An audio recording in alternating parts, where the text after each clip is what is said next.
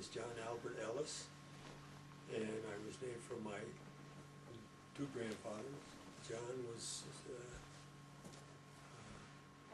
from Scotland, and Albert Ellis was from Hungary. He was born in Shreveport, Louisiana, and the reason I was born in Shreveport, Louisiana, because my father contracted tuberculosis in New Jersey, and he was in the Army. He was a fingerprint specialist. And I thought it would be best.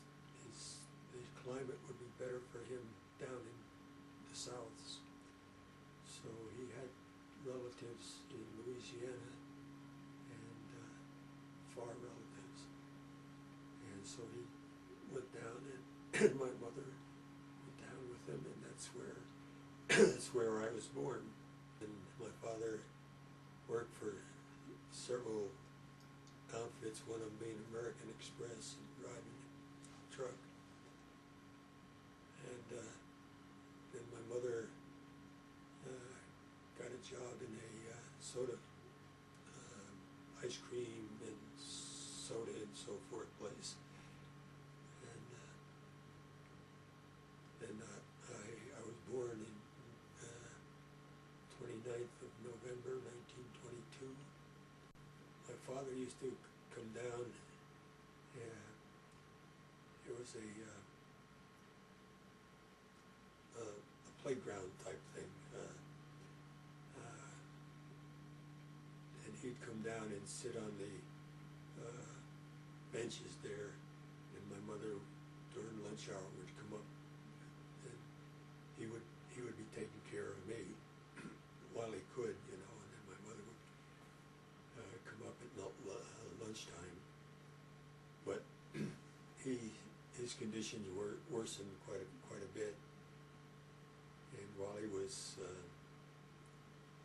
in this playground, or what do you call park type area, this lady from social services type of thing came and noticed him coughing all the time, and told him that there's a hospital in El Paso, Texas, and recommended he go to the hospital there.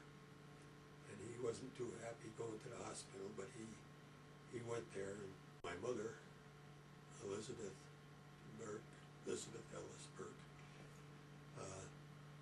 went back to New Jersey, where we were from, and with me, and they lived in my Grandpa Goldie's house in North Colwell, New Jersey.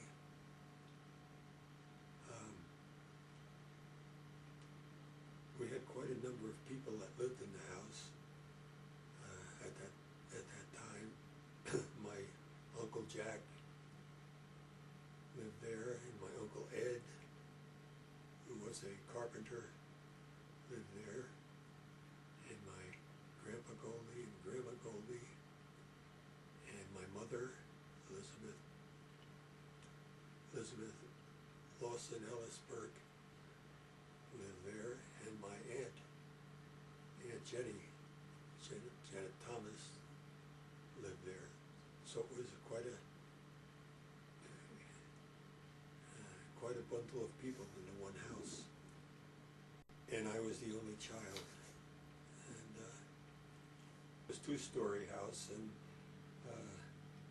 but I slept with my two uncles in the one bedroom, in the one bed. And every Sunday, the Sunday papers would come out, and so I'd wake up and I'd send me down, and it was about a couple 3 miles or so to the where they had to where they delivered the paper and so forth, and it had candy and it had ice cream and so forth in the store, and I'd go down and get the paper, the Sunday paper, and bring it back and go back into bed and read the Katzenjammer Kids and Buck Rogers and all these, in the funnies, And while my uncles read the other stuff, and then it'd pass them down to the grandfathers and so forth. It was on the second floor that we lived in the back of the house, and on the same floor in the front were another bedroom that stretched across the front of the house. And Mom and my Aunt Jenny slept there, and then they had a friend that had come up, Ann Brady, and they slept in there. He lived across the street from the Essex County Penitentiary, but it was where the good guys went. Grandma, she worked down in Newark as in a department store. That's where Grandma Burke, my mother, met my father.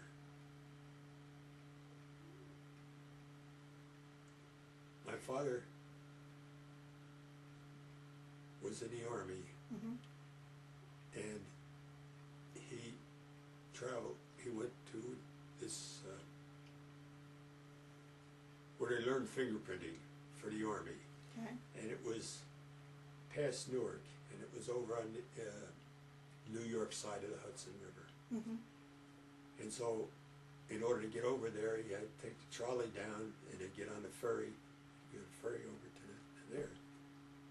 Well, he and his friends, he had buddies, and they were coming home, and Grandma Burke, my mother, was working in Bloomfield, in Newark, and she had to get the trolley going home to Caldwell. And my father, John Henry Ellis, saw my mother and used to ride home with her on the trolley.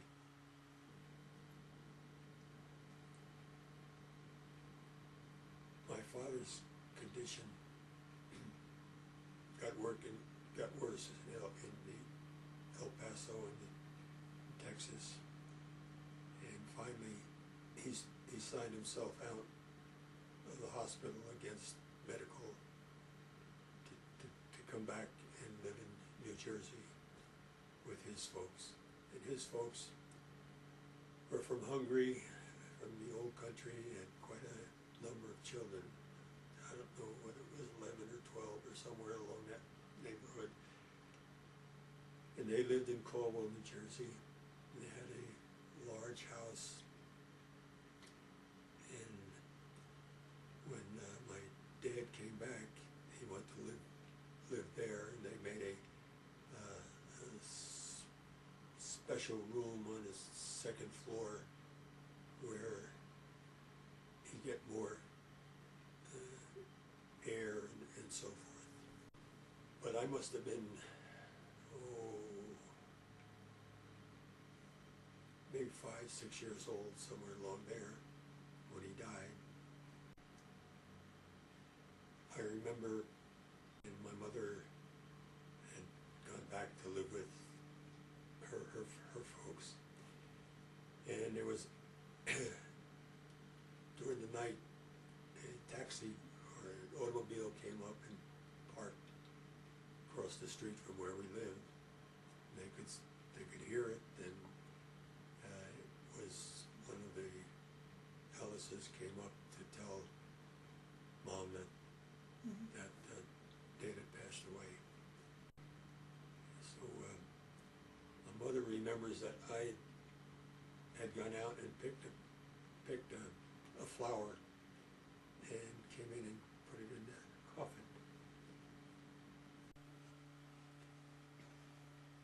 She worked in Westinghouse also after she left Bamberger's. The she's working in Westinghouse, and it's friends, and they decided they want to go over to New York, Manhattan.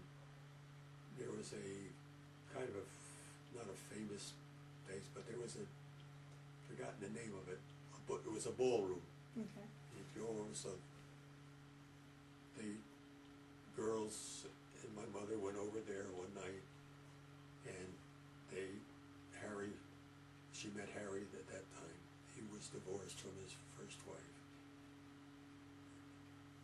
And he took her home to New Jersey.